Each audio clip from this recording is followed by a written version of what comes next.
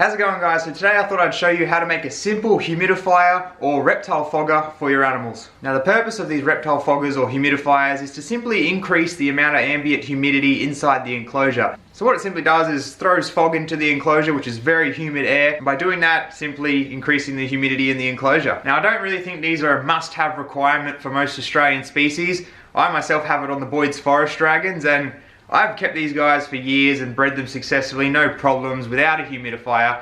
I'm simply using one because I like to experiment and, see what happens with the animals. I'm by no means saying you have to have one. But for those who do want one, here's how to save some money. So you often see people using Reptile branded stuff like Reptifoggers or just any Reptile branded stuff. And these things usually aren't the best. I've heard nothing but bad things about them. They don't hold much water, so their time of use is much shorter. So what I and many other people have done, there's tons of videos on it on YouTube, is you simply buy a home humidifier. That's what this is right here. It's about 30 bucks off eBay, house humidifier. And what you want is an ultrasonic cool mist humidifier. So it's going to be putting out cool air, as well as these ones usually come with a safety feature, whereas if it runs out of water, it'll shut off and it won't cook itself. So very handy. And it's going to work great. The reason you want a cool mist humidifier is you don't want to be putting hot steam into an enclosure. That's just a recipe for disaster and your animals being cooked or burned. Now depending on how long your sessions of use will be for this thing will depend on how big of a sort of cartridge you want. I can't remember the exact amount of litres this thing holds, but it lasts me quite a while. But you can get even bigger ones, but with that the price is going to go up a bit.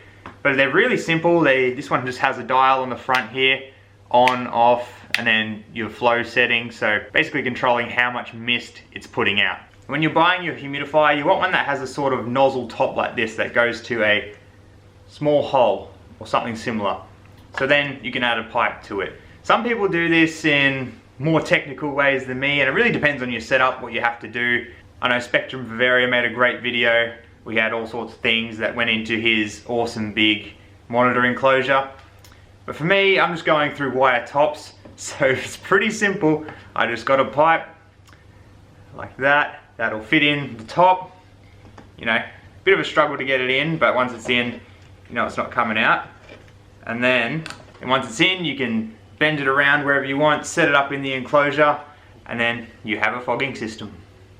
Now another thing to think about is you shouldn't really use tap water with these, just in case there's any chemicals or anything like that. It might break the machine, or it might be bad for your animals. So I typically just use rainwater, but if you want to be the safest bet, use some reverse osmosis water or something like that. So I use this in conjunction with a timer, so I have it on at night, and only in like 15 to 30 minute intervals on a pretty low setting. So that's just to simulate the natural peak in humidity that happens during the night in the wild. And I'm still experimenting with it still, see how it works, see if it's any benefits to it.